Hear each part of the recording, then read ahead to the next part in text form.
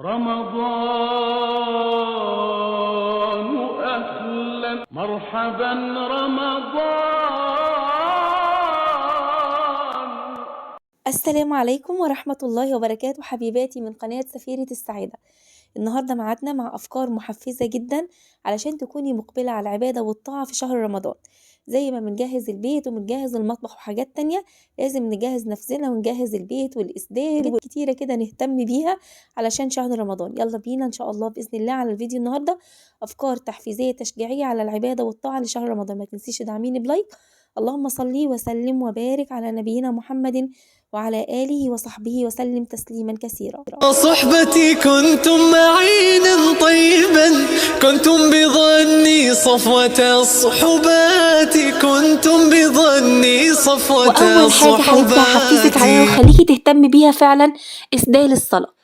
الله عز وجل يقول: يا بني آدم خذوا زينتكم عند كل مسجد. وانت رايحة تصلي ما تصليش بلبس الطبيخ، واللي انت طبختي بيه تروحي تصلي بيه، واللي بتقابلي الناس بيه واللي انت شغالة بيه في البيت تروحي تصلي بيه. لازم يكون ليكي لبس خاص بالصلاة. وانا صراحة بحب دايما على دخول شهر رمضان اجيب اسدال جديد، بحس ان انا فعلا مبتهجة بقدوم الشهر، محتفلة بيه، مهتمة بيه، بزرع جوه عقلي الباطن وجوه نفسيتي ان انا بتأهب للاهتمام اكتر بالعبادة والاهتمام اكتر بالصلاة. فببدأ اجيب اسدال جديد.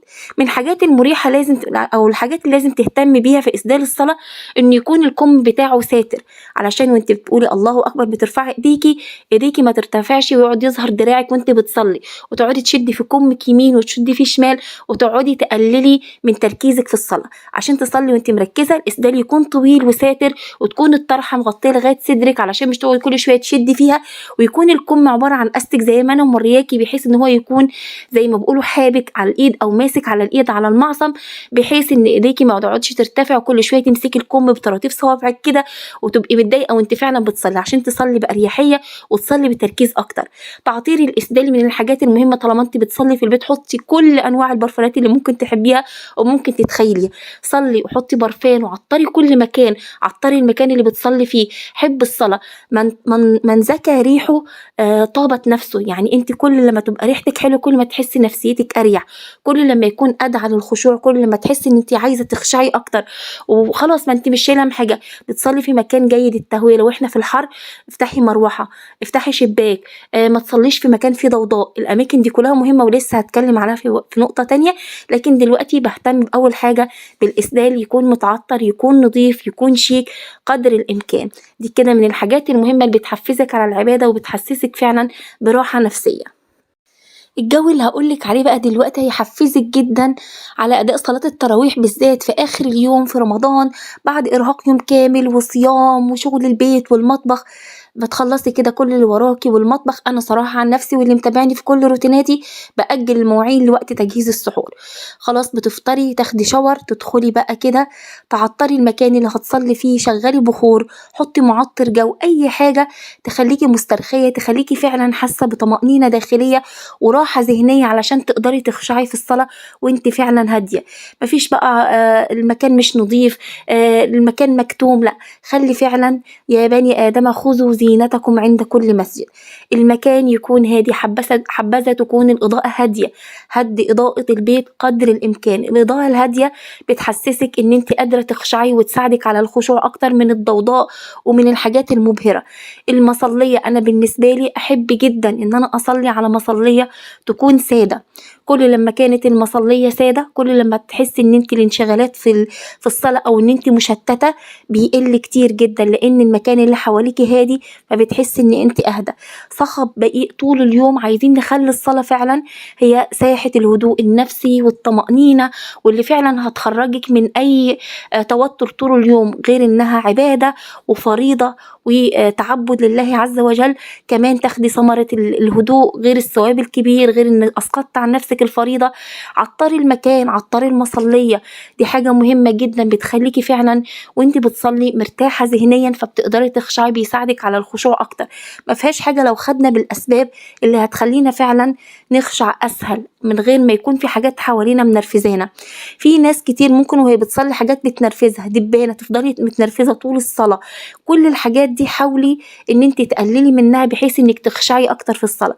ساعدي نفسك على الخشوع، ساعدي نفسك على حب العبادة، اصنعي جو فعلا جميل جدا وقت الصلاة علشان تستني الصلاة فعلا ويبقى هو ده الوقت اللي بترتاحي فيه. المصحف من الحاجات المهمة جدا اللي لازم ترتبطي بيها كده وتحسي ان انت مرتاحة وانت بتقرأي فيه. ما تجيبيش لو نظرك ضعيف مثلا مصحف كلامه صغير علشان ما يروحش، ما تصدعيش، تركيزك ما يروحش منك. خلي كل الهدف من الفيديو ده ان انا احط كل تركيزك وكل روحانياتك وكل خشوعك في العبادة وفي القرب من الله. الحاجات دي ما يصرفهاش اي حاجة تانية تضايقك عن انك تخرجي من الحالة ومن الخشوع ده. اختاري كده مصحف كلامه كبير، الأرضية بتاعته اللون الأصفر، كل ما كان لونه أصفر كل ما كان أهدى للعين. اقرأي كده علشان تحسي بتتدبري، مفيش حاجة مضايقاكي. المصحف دايما أنا عن نفسي بحب أعطره، وكل لما الريحة بتروح منه شوية بحطله تاني عطر، بحس إن هو جزء مني، بحس إن هو حاجة لازم أهتم بيها. يعني عايزة أكرمها، عايزة أحس إن أنا حافظاها، يعني صيناها مكرماها. تكريم المصحف طبعا في حفظه وفي تلاوته وفي تدبره أكتر، ولكن الحاجات الملموسة دي بتترجم فعلا مدى ارتباطك ومدى اهتمامك ومدى عقيدتك ومدى حبك فعلا للقرآن. ده من الحاجات اللي أنا بهتم بيها دايما، اللي هو طبعة المصحف تكون مريحة للعين ومريحة ليه عشان ما صدعش ما أرهقش وأنا بقرأ قرآن. في عادة أنا بحب أعملها صراحة كل رمضان، بوكس الأدعية. يمكن عملت الفكرة دي قلتلكم عليها من 2 أو 3، بس صدقيني لو التزمت بيها طول شهر رمضان فعلا أمنيات كتيرة جدا وأدعية كتيرة جدا بتتحقق. يمكن طول اليوم وانشغلنا ودربكت اليوم ومسؤوليات اليوم ممكن تفوت عليكي غرض انك تدعي، صدقيني غير وقت الفطار وانت مستعجلة. لكن لما تبقي محددة لنفسك دعاء بتلتزمي بيه طول اليوم وبتردديه مع أدعية تانية، طبعا مش بيكون هو الدعاء ده بس اللي التزمناه. بجيب بوكس بحط فيه 30 ورقة، ال30 ورقة فيهم 30 دعاء مأثورين عن النبي صلى الله عليه وسلم وأدعية وردت في القرآن الكريم، وفي منها أمنيات بكون يعني ايه بطلب من الله عز وجل ان هو يحققها ليا، وبطلبها كتير وبترجاها كتير، عسى ان شاء الله بإذن الله ان يقبل دعائي. المهم انا بجيب كده ورقة وبحدد فيها الدعاء اللي انا عايزة اكتبه، وبعد كده بطبق الورقة واحطها، وكل يوم بعد السحور بسحب الورقة دي. الدعاء ده بفضل اردده في كل سجدة طول اليوم، وبين الأذان والإقامة، وفي وقت السحر، وفي وقت الفطر، في اللي هي أوقات استجابة الدعاء طول اليوم تركزي عليها في الدعاء ده، وفي كل سجدة تدعي. مش معنى كده إن أنا مش هدعي طول اليوم ولا دعاء، أكيد هندعي أدعية تانية، ولكن عايزة تغتنمي رحمات هذا الشهر، فإن شاء الله بإذن الله ربنا يكتبنا من المقبولين، وتدعي وتغتنمي أوقاته في الدعاء. إن شاء الله بإذن الله ربنا يرفع درجاتنا ويتقبل صيامنا ويتقبل صلاتنا إن شاء الله بإذن الله. طيب نفرض إن أنتي مش حافظة أدعية، أو مش عندك يعني مش في أدعية حافظاها مأثورة عن النبي صلى الله عليه وسلم أو أدعية وردت من القرآن. الموضوع سهل وبسيط جدا، بتجيبي كتاب اسمه الدعاء. كتاب الدعاء ده موجود في المكتبات وكنت كلمتكم عليه قبل كده، بتلاقيه تقريبا سعره 3 جنيه، اللي هو الدعاء من الكتاب والسنة، وفي منه كذا مؤلف مش مؤلف واحد. المهم اللي هي الأدعية الواردة في القرآن والسنة. نفرض ان انت مش عايزة تجيبي الكتاب، ابحثي على النت، اكتبي في جوجل أدعية وردت عن النبي صلى الله عليه وسلم، أدعية صحيحة وردت عن النبي صلى الله عليه وسلم، وهاتي 30 ورقة وطبقيهم، حطوهم في بوكس أو علبة شكلها حلو، وحطوهم على التسريحة عندك، حطوهم في رف عندك في الصالة، في مكان دايما بتكون إيدك قريبة منه. بتروحي سحبة الورقة بعد السحور، عايزة تعلقيها بقى عندك في المطبخ، تعلقيها عندك على التسريحة، في مكان هتبصي لها على طول وهتفتكري الدعاء طول اليوم وهو قدامك. دي من الأفكار الحلوة اللي احنا عايزين نغتنم بيها كل لحظة وكل دقيقة في الشهر الكريم. ورد القرآن اليومي خصوصا في شهر رمضان بنكون فعلا بنتسابق ان احنا نختم القرآن مرة او مرتين، على حسب الاستطاعة. وعايزة أقولك على فكرة بالمناسبة، مش العبرة أبدا بعدد الختمات، والله العبرة ما بعدد الختمات إلا إذا كانت عن تدبر، إلا إذا كانت فعلا بتحسي بمعنى القرآن وبيأثر فيكي فعلا، مش تقرأي قرآن كده بلسانك عشان تخلصي هرجلة هرجلة من غير أي تركيز خالص. المهم إنك تتدبري القرآن وتقرأيه صح فعلا علشان يأثر فينا، إذا تدبرنا تأثرنا. طيب، أنا بالنسبة لي أفضل أوقات يعني بقرأ فيها الورد، أكبر كمية وأكبر كم بيكون بعد صلاة الفجر، اتسحرنا والولاد ناموا، واللي خلاص مثلا راح على درسه أو لو في مدارس. المهم انت هو الوقت ده اللي فعلا ما بيكونش وراكي أي مسؤوليات تشغلك، فبتقرأي أكبر ورد في الوقت ده. وبعد كده بعد كل فرض من الفروض، الظهر العصر المغرب العشاء، بتبدأي تقرأي بعد كل فرض ربعين. بتيجي في العشاء بعد صلاة التراويح بتكون الدنيا هدت، برضو بتقرأي تاني أكبر كم بعد صلاة الفجر. بالطريقة دي لو التزمتي بيها هتلاقي نفسك بتختمي القرآن مرة ومرتين كمان، وبتدبر إن شاء الله بإذن الله. ولكن إنك تهملي القرآن يوم واتنين، النهاردة قرأت أقل بكرة لا، حددي لنفسك ورد. دايما قولي لنفسك ده شهر العبادة، ده الشهر شهر القرآن، شهر رمضان الذي أنزل فيه القرآن، لازم أهتم بالقرآن، لازم أرويه، لازم أراعي المسؤولية اللي عليا، وما خلقت الجن والإنس إلا ليعبدون. على الأقل لو ما عملتش كده في شهر رمضان يا ترى هعمل إمتى؟ من الحاجات اللي هتحفزك فعلا على الورد اليومي إنك تقسمي يبقى ليكي فعلا وقت. أنا مش هقوم من على المصلى غير لما بيكون المقرأ والمصحف جنبي وبقرأ الورد بتاعي، بعد كده بقوم أشوف ورايا إيه. ال5 دقايق اللي هتقرأي فيهم الورد بتاع القرآن اللي مقسماه على طول اليوم مش هيقلل عندك حاجة خالص من الوقت. ومن الحاجات المهمة جدا بالنسبة لي، حتى لا تشغلك الدنيا فعلا عن العبادة، ويبدأ بقى وسوس النفس وجواكي بقى الدنيا مكركبة، بيكونش ليكي حجة أو لنفسيتك حجة فعلا.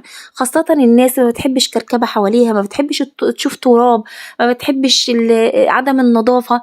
لازم قبل رمضان يكون فيه فعلا تنظيف عميق للبيت، تفضلي محافظة عليه كده طول الشهر. وده من الحاجات اللي أنا دايما أقولك عليها، احنا بنعمل كده علشان نوفر وقت ومجهود في رمضان، يبقى البيت حوالينا فيه كده راحة نفسية ما شاء الله، فنقدر فعلا ما نكونش شايلين هم عدم النظافة، يكون فعلا فيه تنظيف عميق. ما استحملش ان انا ادراج مكركبة، دواليب مكركبة، الحاجات دي فعلا بتسرق من معنوياتك وبتسرق من خشوعك وبتخليكي مشتتة فعلا مشوشة ومش مركزة أوي. لا، عايزين احنا كل تركيزنا فعلا في العبادة في الشهر ده، وحاجات تساعد النفس على كده.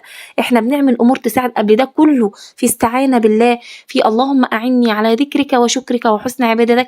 مع كل اللي بنعمله ده حبايبي اخذ بالاسباب ليس الا، يعني كل اللي بنعمله ده شطارة مننا، وهو ده بس اللي هيخليني اخشع في العبادة، هو ده بس اللي كده. ده انا بقولك الحاجات دي هتشجعك، افكار هتشجعك، اساليب، طرق، أخذ بالأسباب. ولكن في الأول وفي الآخر اللهم مصرف القلوب صرف قلوبنا إلى طاعتك، اللهم مقلب القلوب ثبت قلوبنا على دينك، اللهم ردنا إليك ردا جميلا، اللهم أعنا على ذكرك وشكرك وحسن عبادتك. من الحاجات اللي هتخلي دايما قلبك حاضر ومتصل بالعبادة ومتصل بالله عز وجل، ودايما العبادة ان شاء الله تكون سهلة عليكي ومش تقيلة عليكي، انك تشغلي نفسك بالطاعة، تشغلي نفسك بذكر الله، تشغلي نفسك بالعلم النافع. طب وازاي هو انا لاقية وقت؟ ايوه لاقيين وقت كبير جدا يا ستي. من اول ما تدخلي المطبخ من الساعة 2 الظهر او من اول ما العصر يأذن، خدي معاكي تليفونك وشغلي عليه درس او خطبة او محاضرة واسمعيها. كل الحاجات دي هتخلي فعلا ذكر الله، هيخلي قلبك دايما واعي وصاحي وحابب العبادة ومش تقيل عليه. دايما النفس تبع لما تسمعه، يعني كل ما تسمعي حاجات هتلاقي نفسك بتتصرف على أساس اللي بتسمعيه. علشان كده وذكر فإن الذكرى تنفع المؤمنين، هتنفعك فعلا وهتحسي فعلا كل الأمور بقت سهل عليك. وانت بتغسلي المواعين شغلي درس أو خطبة، أو وانت بتطبخي، هو ده الوقت اللي تقدري تجمعي فيه بين عبادتين، عبادتك انك بتخدمي أهل بيتك وانك بتجهزي فطار وده بتاخدي عليه ثواب كبير، وعبادة سماع دروس العلم كأنك في مجلس علم. وده طبعا هيساعدك دايما انك تبقى نفسك تسمو بالإيمان، وهتحس ان الطاعة فعلا خفيفة عليكي. ولغاية هنا حبايبي أكون قدمت لكم فعلا مجموعة من الأفكار اللي هتشجعك وتحفزك على العبادة. بكرر تاني، أرجوك اسمعيني في اللي أنا عايزة أقوله ده. مش هي دي الحاجات اللي هتبقى السبب الأساسي اللي هتخليكي فعلا إيمانك قوي.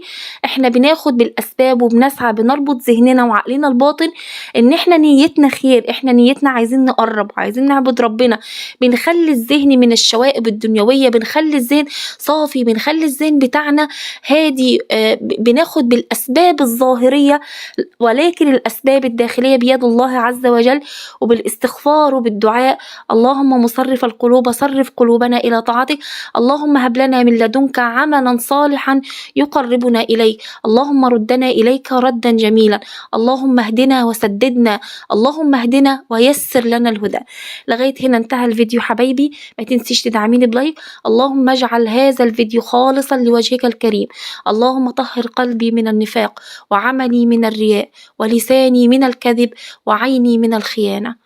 لغاية هنا انتهى الفيديو. دمتم في أمان الله حبيباتي، ودمتم على طاعتي، وكل عام وأنتم بخير. اللهم بلغنا رمضان.